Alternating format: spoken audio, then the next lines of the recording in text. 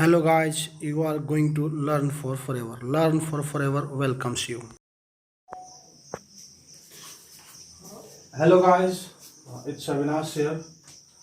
Today we will cover the questions answers of this chapter Bharat का भौतिक स्वरूप physical features of India. इसके questions answer को करेंगे और मैप पे समझेंगे, ट्रिक्स के साथ समझेंगे, जिससे कि आपको एक बार में ये क्वेश्चन आंसर ऐसे याद हो जाए जिससे कि आप किसी भी पेपर में इससे रिलेटेड जो भी क्वेश्चन आएगा उसको आप इजीली सॉल्व कर पाएंगे। ये मेरा प्रयास होगा। और चलिए शुरू करते हैं। फिजिकल फीचर्स ऑफ इंडिया का जो पहला क्वेश्चन है, क्वेश्चन नंबर फर्स्ट का जो पहला पॉइंट है वो है a land mass bound by sea और three sides is referred to. एक लैंड मास जो तीन तरफ से वाटर बॉडी से सी से घिरा हुआ हो, जैसे कि ये अपना ये पेनिनसुलर इंडिया हो गया, तो इस तरफ अरेबियन सी देखते हैं आप, इस तरफ इंडियन ओशियन देखते हैं और ये बे ऑफ बंगाल देखते हैं। और इस तरीके से तीनों तरफ से घिरे हुए होने के कारण इस लैंड मास को जाना जाता है पेनिनसुला के नाम से। तो आपके पहले का आंसर हो जाएगा पेनिनसुला, मतलब कि प्राय द्वीप, इसको बोलते हैं प्रायद्वीप। ये प्रायद्वीप है, द्वीप जो चारों तरफ पानी से घिरा होता है। और महाद्वीप मतलब कि बड़े लैंड मास जैसे कि कॉन्टिनेंट्स से उनको महाद्वीप कहते हैं, इसको प्रायद्वीप कहते हैं और इसको द्वीप कहते हैं। नेक्स्ट देखते हैं, mountain ranges in the eastern part of India forming boundary with Myanmar.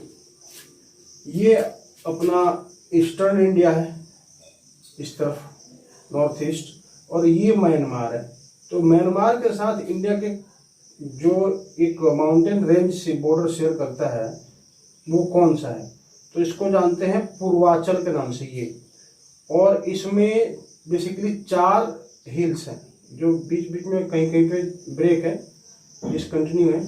ये जो चारों हिल्स है उसको देखिए आप, पट से याद रखिए पटकाई हिल्स, ना से याद रखिए नागा हिल्स, यहाँ पे नागालैंड है। माँ से याद रखिए आप मणिपुर हिल्स और मी से याद रखिए मिजो हिल्स। पट ना मा मी, ये एक्रोनिम्स है, इस तरीके से आप इसको याद रख सकते हैं।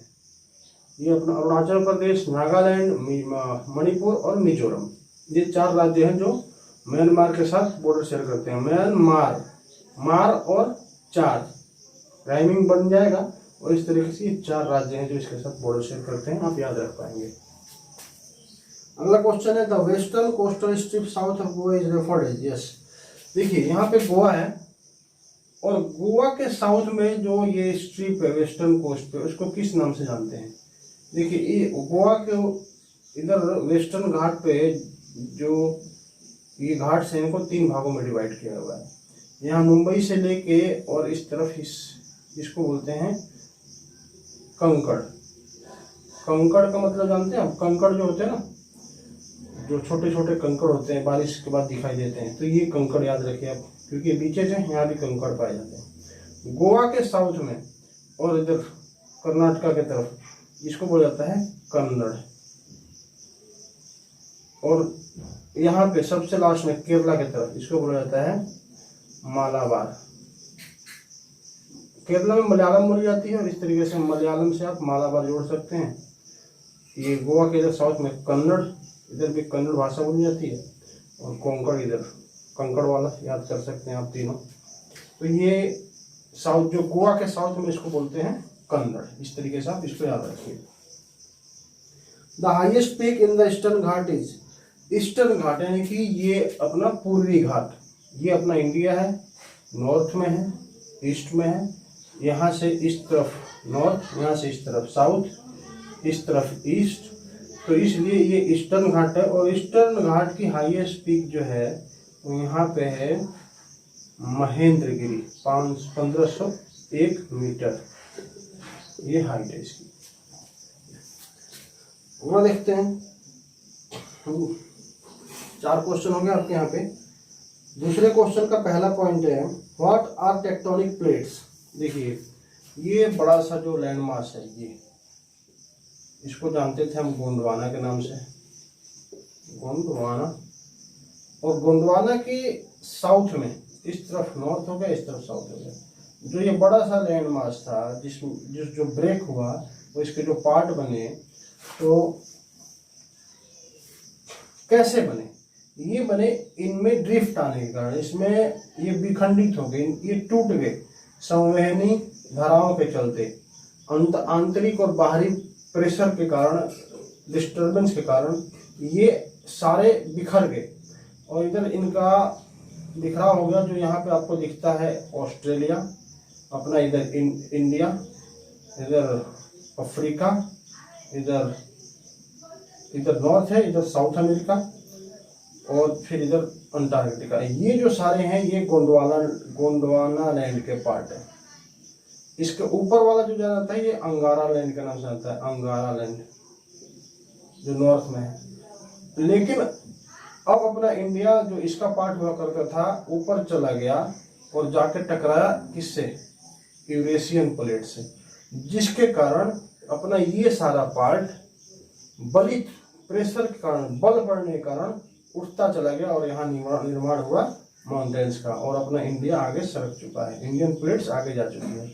और इसमें 1 इंच पर ईयर, 1 इंच शायद या 1 सेंटीमीटर पर ईयर की आज भी इसकी ऊपर की तरफ सरक रहा है, और इस हिमालयन माउंटेन्स का ग्रोथ हो रहा है, इसकी हाइट आज भी बढ़ रही है, ये ऊपर चढ़ रहा है। आने वाले दिनों में हमें गर्मी कम लगने वाली है, आगे देखेंगे कैसे, हमें नहीं, खैर वो तो कई पीढ़ियां गुजर जाएंगी। नेक्स्ट है, which continents of today were part of Gondwana land? जी, तो कौन से कॉन्टिनेंट जो गोंडवाना लैंड के पार्ट थे? ऑस्ट्रेलिया हो गया, ये अपना इंडिया हो गया एशिया का, और इधर अफ्रीका, साउथ अमेरिका, और ये अंटार्कटिका। इक्वेटर से आप इस तरफ देखें तो नीचे की तरफ।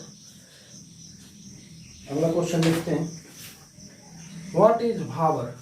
देखिए, जब नदियां आती है पहाड़ों से तो उसमें बहुत वेलोसिटी होती है, स्पीड ज़्यादा होती है उनकी, और ये अपने साथ बड़े बड़े चट्टानों को खिसका देती हैं, क्योंकि फ्लो होता है पानी में, और उनको लुढ़काती हुई, इसमें तोड़ती हुई, बारीक करते हुए ले जाती हैं।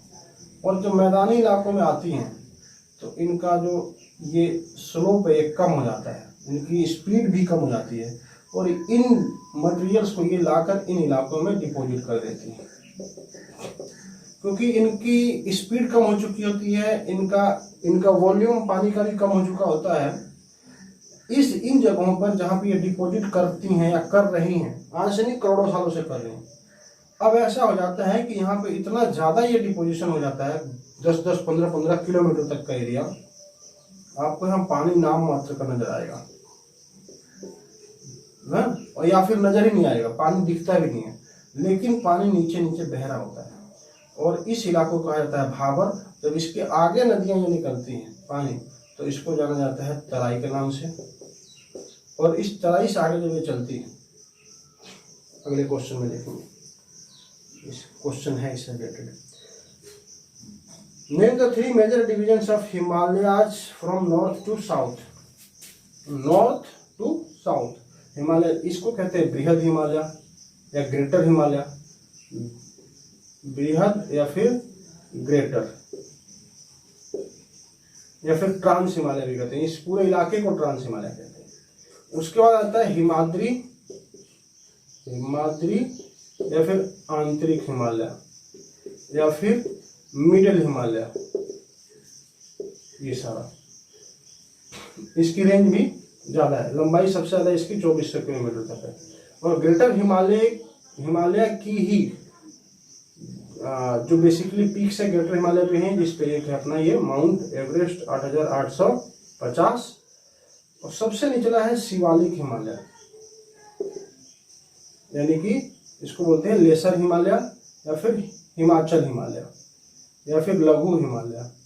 तो ये है इसके नाम, ये 3 नॉर्थ से साउथ की तरफ, इनमें से कोई भी आप याद रख सकते हैं ना, बृहद, हिमाद्री, लघु, फिर ग्रेटर, मिडल, लेसर। इसके ऊपर डेडिकेटेड वीडियो है, आप आसानी से याद कर पाएंगे, देख लीजिएगा। नेक्स्ट है, which plateaus lie between the Aravalli and the Vindhyas ranges। तो देखिए ये सतपुड़ा की पहाड़ियां हैं, ये इसके जस्ट ऊपर यहाँ बहती है नर्मदा, नर्मदा के जस्ट ऊपर है विंध्याचल पर्वत, देखिए, और विंध्याचल से यहाँ अरावली हिल्स तक ये सारा जो इलाका है इसको जानते हैं मालवा के पठार के नाम से या फिर उच्च भूमि के नाम से, ठीक है। और इसका एक्सपेंशन इस तरफ, ये ढाल इस तरफ होता चला गया है। और यहाँ पे आप आएंगे तो नेक्स्ट क्वेश्चन है कि name the island group of India having coral origins. ये अपना कोरल मतलब होता है जिन आइलैंड्स का फॉर्मेशन हुआ है कैल्शियम से, और जो यहाँ पे ऑर्गेनिजम्स पाए जाते हैं वो भी कैल्शियम कार्बोनेट के ही, उनकी डेड पार्टिकल्स होते हैं, कैल्शियम कार्बोनेट रहते हैं। और इनके डिपोजिशन के कारण और इनके सिक्रेशन के कारण इस आइलैंड्स का निर्माण हुआ है, चारों तरफ पानी से घिरे हुए, और ये छोटे छोटे द्वीप, जिसका नाम है लक्षद्वीप।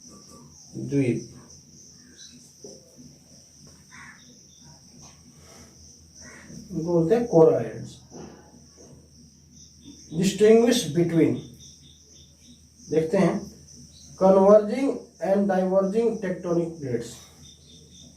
कन्वर्जिंग मतलब होता है जब दो प्लेट्स इस तरीके से आती हैं, देखिए अपना जो अर्थ है ना, ये आपने संतरा देखा होगा, संतरा जानते हैं, संतरे को जब छीलते हैं तो ये होगा अपना ऊपरी क्रस्ट, ऊपरी पर, उसके नीचे अब जाते हैं तो देखते हैं कि पीसेज है, संतरा इस तरीके से पीसेज में बटा होता है, यहाँ से आप इसको खोलते हैं और खाते हैं। इसी तरीके से हमारी धरती जो है अलग अलग प्लेट्स हैं उसकी, उसका कंपोजिशन अलग अलग है, उसके मिनरल्स अलग अलग हैं, और ये आपस में हलचल करती हैं अंदर ही अंदर, जिसमें से जब ये प्लेटें एक दूसरे के तरफ जाती हैं तो इसको कहते हैं, हम कहते हैं इसको कन्वर्जिंग, यानी कि मिलना। और जब ये एक दूसरे को धकेलती हैं, एक दूसरे से दूर जाती हैं, तो इसको बोलते हैं डाइवर्जन, विवर्तन। और अगला है भावर एंड खादर, दूसरा है, तीसरे का दूसरा भावर। देखिए ये नदी आ रही है, ये नदी आ रही है, ये इसने भावर बनाया, ऐसा इलाका जहाँ पत्थर पत्थर नजर आते हैं, पानी नजर नहीं आता, लेकिन नीचे नीचे बह रहा होता है। उसके बाद तराई वाला इलाका, दलदली इलाका। उसके बाद आपको जब नदी मैदानों में दिखाई देगी तो पहले नदियाँ बहुत चौड़ी होती थी, समुद्र की तरह दिखती थी, लेकिन जब इनमें पानी का प्रवाह कम हो जाता है और आज नदियों की स्थिति ऐसी है कि उनका सर्वाइव करना कठिन हो गया है, तो ये पानी सिर्फ इन क्षेत्रों में बहने लगता है। क्योंकि नदियाँ कभी इतनी चौड़ी हुआ करती थी और यहाँ पे परत जमा हुआ करती थी जरूर मिट्टी की, एलुवियल सोइल की, जो कि फर्टाइल सोइल होता है, मोस्ट फर्टाइल। अब नदियाँ इससे दूर हो गई हैं इन क्षेत्रों से, और ये क्षेत्र पीछे छूट गए और इधर अब पानी भी नहीं आता, लेकिन उपजाऊपन हुआ करता था और है। लेकिन हमारे यहाँ इंडिया में बेसिकली जगह कम है और पॉपुलेशन का प्रेशर ज़्यादा है, तो जो कृषि होती है वो गहन कृषि होती है, मतलब कि कम जमीन में ही ज़्यादा से ज़्यादा उपज प्राप्त करने की लोगों की कोशिश होती है। एक ये कारण है, और दूसरा कारण है कि सालों से इन पर नए लेयर नहीं आ रहे। ये जो प्लॉट्स हैं ये बन गए हैं बांगर, और ये जो नदियों के टच में है, जिन पे हमेशा हर साल पानी नई लेयर आ जाती है, जिसकी चौड़ाई कम हो गई है, और इसको बोलते हैं हम खादर के नाम से, क्योंकि ये उपजाऊ होती है। ठीक है, बांगर और खादर। ये बांगर जो दूर रह गए और उनकी उपज, उनकी फर्टिलिटी कम हो गई है, उपजाऊपन, और जो नदियों के आज भी टच में है, संपर्क में है, उनको कहते हैं खादर नाम से जानते हैं। वेस्टर्न घाट एंड ईस्टर्न घाट। देखिए हमेशा क्वेश्चन आता है इस पर कि वेस्टर्न घाट और ईस्टर्न घाट क्या है। इसको मैं समझाता हूँ आपको, ये बहुत इंपॉर्टेंट पॉइंट है और अक्सर क्वेश्चन इससे पूछते हैं। इसके मैं आपको 3-4 पॉइंट समझा देता हूँ और ऐसे समझाऊंगा कि आपको हमेशा के लिए याद हो जाएगा। देखिए ये रहा अपना वेस्ट और ये रहा ईस्ट। तो इंडिया के वेस्ट में यानी कि पश्चिम में और ये ईस्ट में यानी कि पूरब में। अब देखिए ये जो घाट है ये कंटिन्यू है, सतत है। सतत मतलब कंटिन्यू। दूसरा पॉइंट, इसकी जो ये जो कंटिन्यूटी है, साउथ में इसकी हाइट जो है और बढ़ जाती है, हाइट इंक्रीजेज। साउथ में height, in south height of this western Ghats increases, ऐसे लिख सकते हैं आप। पश्चिम में पश्चिमी घाट की साउथ की तरफ ये बढ़ता है तो इसकी हाइट बढ़ती है। तीसरा पॉइंट देखिए, ये इधर जो है ढाल है, तीव्र ढाल है।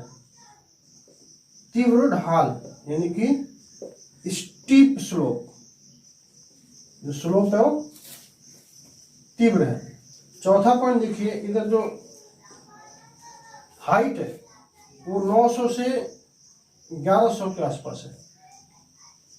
900 से 1100 की हाइट है इन माउंटेन्स रेंजेस की, पीक्स की, और कंटिन्यू है, लगातार है, हाइट बढ़ता है इस तरफ, तीव्र ढाल है और हाइट इतनी है। इसके अलावा वेस्ट जो वेस्टर्न घाट है, ये 5वां पॉइंट अच्छा वाला ये देता है कि यहाँ से बहुत सारे बंदरगाह हैं जो व्यापार करने में सहायक है। किसको? आप चाहे अमेरिका चले जाएं, साउथ अमेरिका ना, या फिर अफ्रीका चले जाएं, या अदर कंट्रीज, यूरोपियन कंट्रीज को भी आप यहाँ से आसानी से अपना कार्गो भेज सकते हैं। ईस्टर्न घाट की बात करें तो हाँ, यहाँ पे उत्तरी मैदान का निर्माण करने में भी इन्होंने बहुत सहायता किया है। यहाँ पे उत्तरी मैदान भी है पूर्वी घाट पे, जो बहुत सारे व्यापारिक फसलों के उपजाने में सहायक है। व्यापारिक फसल कौन मददगार है? पश्चिमी मैदान, तटीय मैदान, ये वेस्टर्न घाट्स के। ईस्ट की बात करें तो ईस्ट में आप देखिए ये रेंजेस जो हैं ये कंटिन्यू नहीं है, क्योंकि इंडियन प्लेट्यूज का जो फ्लो है वो ईस्ट की तरफ है, इस तरफ। और इन्होंने कई सारी नदियां, जैसे कि यहाँ से देखें महानदी, गोदावरी, कृष्णा, कावेरी, ये बड़ी बड़ी नदियां हैं। इसके अलावा कई छोटी नदियां, इनकी ट्रिब्यूटरीज जो इसमें आके पानी देती हैं। इन नदियों का बेसिन इलाका जहाँ से ड्रेनेज करती हैं, पानी लेकर चलती हैं, इन इलाकों ने इनको इरोड किया है, घिस दिया है, तोड़ दिया है। और इसको दो भागों में बेसिकली जानते हैं। इधर है सरकार, जो इसके घाट्स हैं इनको जानते हैं। दूसरा पॉइंट, पहला पॉइंट तो याद रखिए कि ये डिसकंटिन्यू है, डिसकंटिन्यू, सतत नहीं है, सतत नहीं है। दूसरा याद रखिए ये सरकार है और ये कोरोमंडल है। इसके जो तट है उनके नाम, तटों के नाम, पूर्वी सरकार कहते हैं इसको, सरकार, या फिर कोरोमंडल, कोरोमंडल। तीसरा है, इसमें हाईएस्ट जो पीक है यहाँ पे है महेंद्रगिरी पर्वत, महेंद्रगिरी पर्वत, इसकी ऊंचाई है 1501। चौथा पॉइंट याद रखिए कि ये इधर अपना नॉर्थ ईस्ट एशिया में, साउथ ईस्ट एशिया में, साउथ ईस्ट एशिया में ट्रेड के लिए बंदरगाह उपलब्ध कराते हैं। और पांचवा पॉइंट याद रखिए कि ये भी मैदानी, अच्छा खासा मैदानी इलाका है। इधर बहुत सारे डेल्टा क्षेत्र हैं जहाँ उपजाऊ मिट्टी पाई जाती है, वो कृषि के लिए लाभदायक है। तो ये बेसिकली वेस्टर्न घाट और ईस्टर्न घाट्स के पॉइंट्स हैं, आप इनको याद रख सकते हैं। यहाँ पे ये दोनों इस तरफ से इस तरफ से आते हैं। यहाँ पे नीलगिरी की पहाड़ियाँ हैं। अगला देखते हैं, describe how the Himalaya were formed.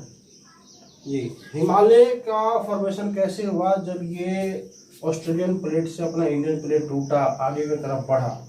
यहाँ पे डाइवर्जन ऑफ प्लेट्स हुआ। आपने अभी समझा था डाइवर्जन, कन्वर्जिंग और डाइवर्जन। तो कन्वर्जिंग होता है जब इस तरह की जाए प्लेट, और डाइवर्जन होता है जब इस तरीके से जाए इधर। तो जब ये इंडियन प्लेट गोंडवाना लैंड से टूट के आगे बढ़ी तो ये यूरेशियन प्लेट से टकरा गई, और इस टकराने के कारण इस क्षेत्र का अपलिफ्टमेंट हो गया, जो आज का अपना हिमालय है। तो इस तरीके से हिमालय का फॉर्मेशन हुआ है। यहाँ पे कभी टेथिस सागर हुआ करता था, इसलिए इसके जो फॉर्मेशन बेसिकली आपको हाइट्स पे, पीक्स पे, क्योंकि ऊपर उठ गया ना, तो जो सागर में मटेरियल हुआ करता है वो पहाड़ पे ऊपर उठ गया, पहाड़ ऊपर लेकर चला गया उसको। तो यहाँ पे आज भी आपको बलुआ पत्थर मिलेंगे, बालू मिलेगा, और ये ग्रेनाइट है बेसिकली, और नवीन बलित पर्वत है, नया है, ये आज भी ग्रो कर रहा है। अगला देखते हैं, which are the major division of India, physiographic division of India. जी, तो हमने ये देखा कि अपने इंडिया के जो फिजियोग्राफिक डिवीजन है, भौगोलिक भाग है उसके, कौन कौन से हैं, जो हम पढ़ चुके हैं, वीडियोज में होंगे आपके प्लेलिस्ट में सारे हैं। पहला है हिमालय पर्वत, ये याद रखिए, ये हिमालय सारा। इसके नीचे तटीय मैदान, ये सारे उत्तरी मैदान जो इंडस रिवर, गंगा रिवर और इनकी ट्रिब्यूटरीज, और इधर ब्रह्मपुत्र रिवर के ट्रिब्यूटरीज और इनके डिपोजिशन के कारण बनता है। तो हो जाएगा उत्तरी मैदान। तीसरा है अपना ये पेनिनसुलर इंडिया, तीन तरफ पानी से घिरा हुआ, हिमालय का पठार, छोटा नागपुर का पठार, इधर दक्कन का पठार। तो इसको कहिए आप प्रायद्वीपीय पठार या फिर भारत। चौथा है मरुस्थल। मरुस्थल का मतलब है ये स्थल जो मरुस्थल, मरु मतलब डेड और स्थल मतलब भूमि, जो इधर अपना ये अरावली पर्वत है, ओल्डेस्ट माउंटेन रेंज, इसके इस तरफ जब आप जाते हैं, क्योंकि ये पैरेलल है, मानसून हवाएं ऐसे निकल जाती हैं, इस क्षेत्र में बारिश नहीं हो पाती है, जिस वजह से ये इलाका ड्राई हो गया। ये अपना हिमालय क्या करता है, मानसूनी हवाओं को उस तरफ जाने से रोक देता है, जिससे कि इंडिया में बहुत अच्छी बारिश हो पाती है, सारी नमी इधर ही गिर जाती है। तो ये मरुस्थल हो गया, लगभग 7 लाख स्क्वायर किलोमीटर एरिया है, और इसकी भी एक डेडिकेटेड वीडियो है, उसकी खासियत बताई है मैंने। पांचवा है मरुस्थल के बाद तटीय मैदान। तटीय मैदान, ये जो तटीय मैदान है बहुत इंपॉर्टेंस रखते हैं, किनारे के मैदान, इस तरफ से लैंड है, इस तरफ से पानी है, और ये दोनों एक दूसरे इधर पीक्स है हाईएस्ट, ये पीक्स और पानी के बीच में पाटने का काम चल रहा है, भरने का, घिस घिस के, और इधर बहुत उपजाऊ मैदान बन जाता है। छठा है द्वीप समूह। द्वीप समूह अपने इंडिया का लेफ्ट में लक्षद्वीप और राइट में अंडमान एंड निकोबार, जो हिमालय के ही एक्सटेंशन के कारण, उभार के कारण इधर आपको नजर आएगा। Give an account of the northern plains of India. देखिए नॉर्दर्न प्लेन्स की क्या खासियत है, नॉर्दर्न प्लेन्स क्यों इतना फेमस है, तो आप समझ पाएंगे आसानी से। मैं कोशिश करूंगा कि आपको ऐसे याद करा दूं जिससे कि आपको ये कभी आप भूल ना पाए, और हमेशा आपके एग्जाम में इससे आप नंबर पा सकें। देखिए ये अपना इंडिया और ये हिमालय, हिमालय से आने वाली नदियां सालों से इस इलाके में डिपोजिशन कर रही है। जब ये प्लेट आगे बढ़ी तो इसमें बल पड़ गया, बल पड़ने के कारण ये इलाका नीचे से धंस गया, भ्रंश हो गया, इसमें धंसा गया है। और ये प्लेट्यूज है, तो इधर से भी बहुत सारी नदियां ऐसे बहती हैं, जैसे कि चेनाब, बेतवा, सोन, सिंध, ये नदियां हैं, ये भी इन क्षेत्रों में डिपोजिशन कर रही है अपने लेवल पे। और इधर से फिर आपकी इंडस, गंगा और ब्रह्मपुत्र करी हुई है, और इनकी ट्रिब्यूटरीज करी हुई है। इन नदियों के डिपोजिशन के कारण नॉर्दर्न प्लेन्स का भराव हो रहा है, होता जा रहा है, और ये उपजाऊ जगह बन जाती है, जलोढ़ मृदा। अब इसकी खासियत क्या है, क्यों इतना ये पॉपुलर है? नॉर्दर्न प्लेन्स दुनिया में जनसंख्या घनत्व के लिए जाना जाता है, जनसंख्या घनत्व। अच्छा, जनसंख्या घनत्व क्यों है? क्योंकि एग्रीकल्चर के लायक कृषि अनुकूल स्थान है। कैसे? मैदान है, तो फ्लैट इलाका। दूसरा, अवेलेबिलिटी ऑफ वाटर, वाटर की उपलब्धता, वाटर अवेलेबिलिटी। चौथा पॉइंट है, क्योंकि ये प्लेन एरिया है, ट्रांसपोर्टेशन आसानी से होता है, चाहे वो कृषि प्रोडक्ट्स का हो, चाहे गुड्स का हो, चाहे लोगों का हो, किसी भी प्रकार से फायदेमंद है। पांचवा, पॉपुलेशन होने के कारण एक बड़ा बाजार बन गया है आज के डेट में। तो ये है इस प्लेन्स की कुछ खासियत। जनसंख्या घनत्व तो हाई है क्योंकि यहाँ कृषि होती है, उपजाऊ मिट्टी है। सबसे पहला पॉइंट ये रखिए आपकी उपजाऊ मिट्टी है, जलोढ़ मिट्टी जो कि है। जनसंख्या उपजाऊ मिट्टी होगी तो कृषि अच्छी होगी, कृषि अच्छी होगी तो जनसंख्या रहेगी। अच्छा, कृषि कब अच्छी होगी? जब पानी होगा। पानी है ही यहाँ पे, नदियां हैं सब बहुत सारी। इन सब खासियत के अलावा ये है कि यहाँ पे आप आसानी से कहीं आ जा सकते हैं। पहाड़ी इलाकों में ये आपको, रेगिस्तानी इलाकों में ये फैसिलिटी नहीं है। और पॉपुलेशन होने के कारण एक दूसरे की सहायता होती है, एक दूसरे को मदद मिलता है, बाजार ग्रो करता है, लोग आदान प्रदान करते हैं। ओके, नेक्स्ट है 7th क्वेश्चन है उसका फर्स्ट कि इंडियन डेजर्ट, ये है अपना इंडियन डेजर्ट। इसके ऊपर एक डेडिकेटेड वीडियो है, आप आसानी से समझ लीजिए। ये डेजर्ट है, ये सबसे पहला पॉइंट कि ये अरावली है, ये यहाँ पे ये अरावली है। अरावली के इधर पश्चिम और दक्षिण में, पश्चिम और उत्तर में इस तरीके से इसका फैलाव है। तो इसको पहले देखते हैं फॉर्मेशन मतलब बनावट। तो ये पश्चिम में और उत्तर में पाकिस्तान की तरफ, पहला पॉइंट ये बना लीजिए कि पश्चिम और उत्तर में इसका एक्सपेंशन है। दूसरा हो जाएगा ये पाकिस्तान के साथ नेचुरल बाउंड्री बनाता है। तीसरा पॉइंट यहाँ पे, क्योंकि ये मरुस्थल है मतलब यहाँ पे लेस प्रेसिपिटेशन होती है, बारिश कम होती है, लगभग 50 सेंटीमीटर एवरेज जो है। चौथा, लो वेजिटेशन, नाम मात्र का लो वेजिटेशन मतलब कि वेजिटेशन कम है, जो वनस्पति है वो कम है।